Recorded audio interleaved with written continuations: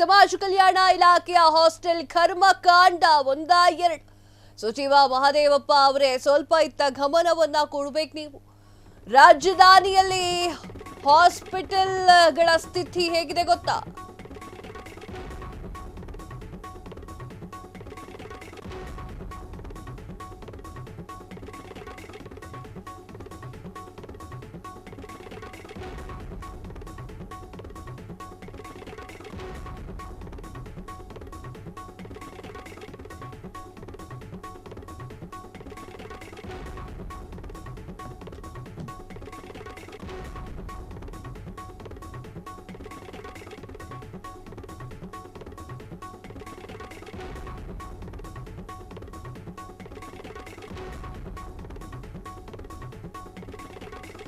ಸಮಾಜ ಕಲ್ಯಾಣ ಇಲಾಖೆಯ ಹಾಸ್ಟೆಲ್ ಕರ್ಮಕಾಂಡ ಒಂದ ಎರಡ ಸಚಿವ ಮಹದೇವಪ್ಪ ಅವರೇ ಸ್ವಲ್ಪ ಇತ್ತ ಗಮನವನ್ನ ಕೊಡಿ.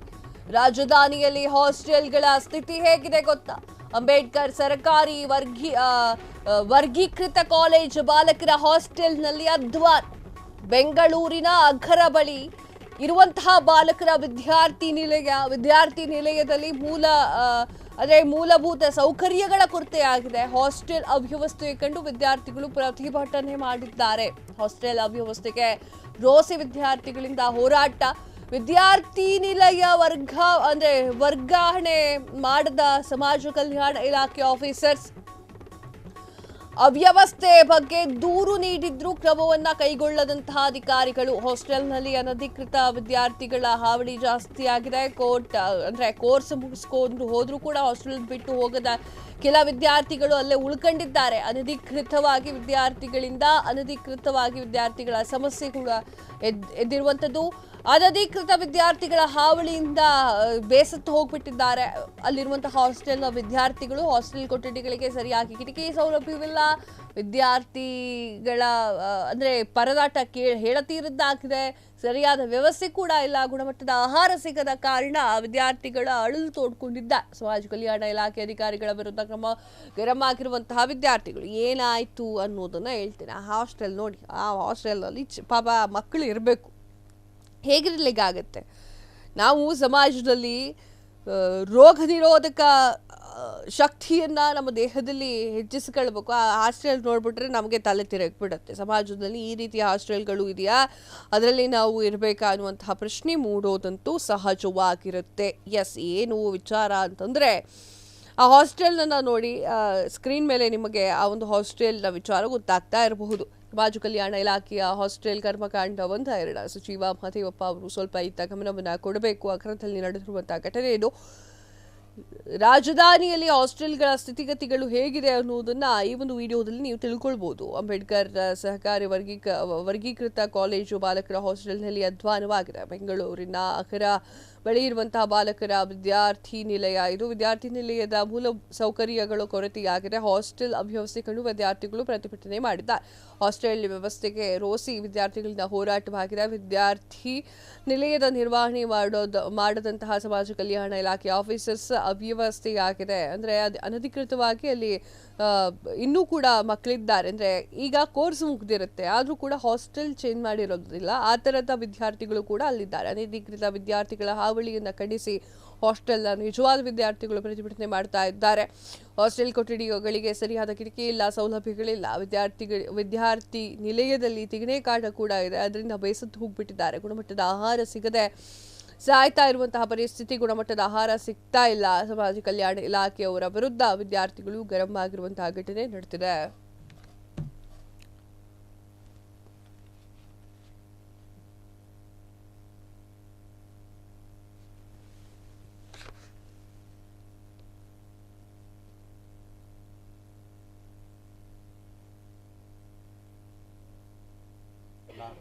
ಎರಡು ವರ್ಷದಿಂದ ಸೋಲಾರ್ ಇಲ್ಲ ನೀಟಾಗಿ. ಸೋಲಾರ್ ಸ್ವಲ್ಪ ದಿವಸ ಹಿಂದೆ ಮಾಡಿದ್ರು, ಮತ್ತೆ ಕೆಟ್ಟೋಗಿದೆ. ನಾವು ವಾರ್ಡನಿಗೂ ಹೇಳಿದ್ದೀವಿ, ಲೆಟರ್ ಬರ್ದು ಕೂಡ ಕೊಟ್ಟಿದ್ದೀವಿ. ವಾರ್ಡನ್ ಮುಂದೆ ಹೈಯರ್ ಆಫೀಸರ್ ಕೂಡ ಕೊಟ್ಟಿದ್ದಾರೆ. ಹೈಯರ್ ಆಫೀಸರ್ ಯಾವುದೇ ರೀತಿ ಇದಕ್ಕೆ ಆ್ಯಕ್ಷನ್ ತೊಗೋತಾ ಇಲ್ಲ. ಅದೊಂದಾಯ್ತು ಸರ್. ಸೆಕ್ಯೂರಿಟಿ ಔಟರ್ಸ್ ಅವ್ರಿಗೆ ಸ್ವಲ್ಪ ಅಲೋ ಮಾಡ್ತಾಯಿದ್ರು. ಅವ್ರ ಮೇಲೆ ಆ್ಯಕ್ಷನ್ ತೊಗೊಂಡು ಇಮಿಡಿಯೇಟ್ಲಿ ಆ್ಯಕ್ಷನ್ ಮಾಡಿ ಅವ್ರು ಸಸ್ಪೆಂಡ್ ಮಾಡಿದ್ದಾರೆ. ಈಗ ಒಂದು ವಾರ ಆಯಿತು, ಯಾವುದೇ ರೀತಿ ಸೆಕ್ಯೂರಿಟಿ ಇಲ್ಲ. ಯಾರು ಬರ್ತಾರೆ, ಯಾರು ಹೋಗ್ತಾರೆ, ಇದೊಂದು ಅನಾಥಾಶ್ರಮದ ಹಂಗಾಗಿದೆ. ಇದು ನಮ್ಮ ಕನ್ಸರ್ನ್ಸ್ ಇರೋದು. ಈಗ ತಾಲೂಕು ಆಫೀಸರು ಮತ್ತು JD ಬರೋವರೆಗೂ ನಾವು ಯಾವುದೇ ರೀತಿ ಊಟ ಮಾಡಲ್ಲ ಇಲ್ಲಿ. ಅಂದ್ರೆ ಟೋಟಲ್ ನೀವು ಹಂಗಾರೆ ಇವತ್ತು ಮಾಡೋದೇ ಇಲ್ಲ ನಾವು. ನಮ್ಮದು ಕನಸು ಎಷ್ಟು ದಿವಸ ಅಂತ ನಾವು ತಾಳ್ಕೋಬೇಕು, ನಾವು ಹೇಳಬೇಕಲ್ವಾ, ನಮ್ಮ ಮಾತು ಕೇಳಬೇಕಲ್ಲ ಅವರು. ಬೆಡ್ ನೀಟಾಗಿ ಬೆಡ್ ಇಲ್ಲ, ಒಳಗಡೆ ಕೂರ್ತೀರಾ ಹೊರಗಡೆ ಕೂರ್ತೀರಾ? ಹೊರಗಡೆನೇ ಕೂತ್ಕೋತೀವಿ, ಮಳೆಯಲ್ಲಿ ಕೂತ್ಕೋತೀವಿ. ನಮ್ದಾದ್ರೂ ಅವ್ರು ತೊಂದರೆ ನೋಡಲಿ, ಅವರು ಅದು ತೊಂದರೆ ಆದ್ರೂ ನೋಡಿದ್ರೆ ಅವ್ರು ಏನಾದರೂ ಆ್ಯಕ್ಷನ್ ತೊಗೋತಾರಂತ ನೋಡೋಣ. ಆಚೆನೇ ಕೂತ್ಕೋತೀವಿ ನಾವು, ಹೋಗೋದೇ ಇಲ್ಲ ನಾವು. Okay sir, thank you sir. ಮಾಡಿದ್ದೀವಿ ಸರ್, ಲೆಟ್ರನ್ನು ಕೊಟ್ಟಿದ್ದೀವಿ ಸರ್. ನಾವು ಆ್ಯಕ್ಚುಲಿ ಲೆಟ್ರ್ಗಳೆಲ್ಲ ಬೇಕು ಅಂದರೆ ನೀವು ಶೋ ಮಾಡ್ತೀವಿ, ಎಲ್ಲ ಕೊಡ್ತೀವಿ ಸರ್. ಬಂದಿದ್ದಾರೆ ಸರ್, ನಾವು ಅವರು ಹೋದಾಗ ಬರ್ತಾರೆ, ಒಂದಿನ ಆದ್ಮೇಲೆ ಬರ್ತಾರೆ, ಯಾರು ಇಲ್ದಾಗ ಕೇಳ್ತಾರೆ. ಇಲ್ಲ ಒಂದ್ಸಲ ಅನೌನ್ಸು ಮಾಡಲ್ಲ. ವಾಟ್ಸಪ್ ಗ್ರೂಪ್ ಇರಬೇಕು ಅಲ್ಲ, ಪ್ರಾಬ್ಲಮ್ ಹೇಳ್ಕೊಳ್ಳೋಕ್ಕೆ. ಇವಾಗ ಹುಳ ಸಿಕ್ತು, ಏನಾಯ್ತು, ನಾಳೆಯಿಂದ ಬೆಟರ್ ಮಾಡಲಿ ಅಂತ. ಏನು ಅನ್ನ ಏನು ಬಿಸಾಕ್ಬಿಡಲ್ಲ ಅಲ್ವಾ, ಬೇರೆ ಅನ್ನ ಹಾಕೊಂಡು ತಿಂತೀವಿ. ಬಟ್ ಅದು ನೆಕ್ಸ್ಟ್ ಡೇ ಕರೆಕ್ಟ್ ಆಗಬೇಕು ಅಂದ್ರೆ ವಾಟ್ಸಪ್ ಗ್ರೂಪ್ ಇರಬೇಕು. ಅದನ್ನು ರಿಮೂವ್ ಮಾಡಿಬಿಟ್ಟಿದ್ದಾರೆ ಇವಾಗ.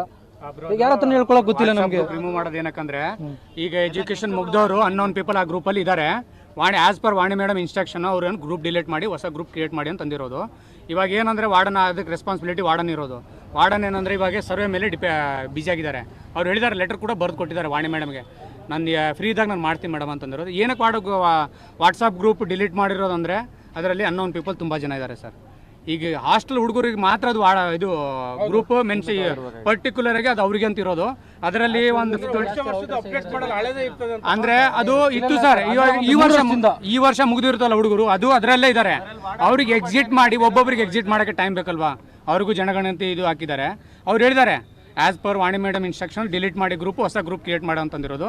ಅವ್ರು ಮಾಡ್ತೀನಿ ಅಂತ ಆಸ್ ಬೇಗನೆ ಮಾಡ್ತೀನಿ ಅಂತ ಹೇಳಿದ್ದಾರೆ ಅವರಷ್ಟೇ. ಅದು ಬಿಟ್ಟು ವಾಟ್ಸಪ್ ಗ್ರೂಪ್ ಮಾಡ್ತಾರೆ, ನಾಳೆ ಎಲ್ಲ ನಾಡಿದ್ದು ಮಾಡ್ತಾರೆ.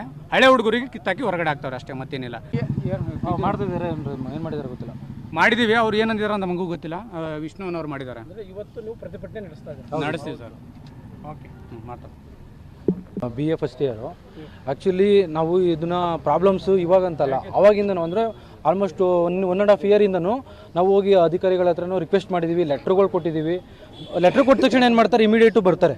ಬಂದ್ಬಿಟ್ಟು ಏನು ಮಾಡಿಸ್ತೀವಿ, ಇವಾಗ ಮಾಡಿಸ್ತೀವಿ, ನಾಳೆ ಮಾಡಿಸ್ತೀವಿ ಅಂತ ಪ್ರತಿಯೊಂದಕ್ಕೂ ಅಂದರೆ ಅವರು ಹೇಳ್ತಾರೆ ಮಾಡಿಸ್ತೀವಪ್ಪ, ಮಾಡಿಸಲ್ಲ ಅಂತ ಒಂದು ದಿನನೂ ಹೇಳಿಲ್ಲ. ಎಲ್ಲರ ಹತ್ರನೂ ನಾವು ಸೈನ್ ಮಾಡಿಸ್ಕೊಂಡು ಹೋಗಿ ಅಧಿಕಾರಿಗಳು ತಿಂಗಳು ತಗೊಳ್ತಾರೆ. ಊಟನೂ ಅದೇ ಥರನೇ, ಊಟನೂ ಕ್ವಾಲಿಟಿ ಫುಡ್ ಕೊಡ್ತಿದ್ದಾರೆ, ಕ್ವಾಲಿಟಿ ಫುಡ್ ಕೊಡ್ತಿಲ್ಲ. ನಾವು ಎಷ್ಟು ಬೇಕೋ ಅಷ್ಟು ತಿನ್ಬೋದು, ಚೆನ್ನಾಗಿ ಮಾಡೋದು.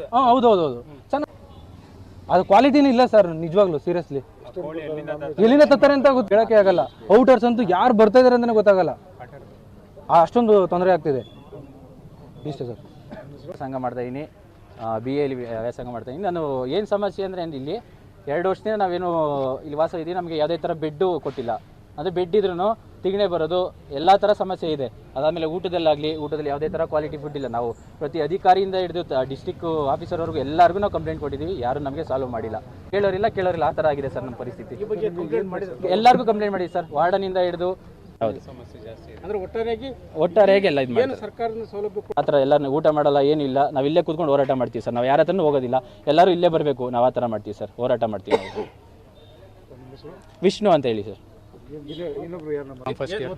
BCom ಫಸ್ಟ್ ಇಯರ್ ನಾನು ಓದ್ತಾ ಇರೋದು.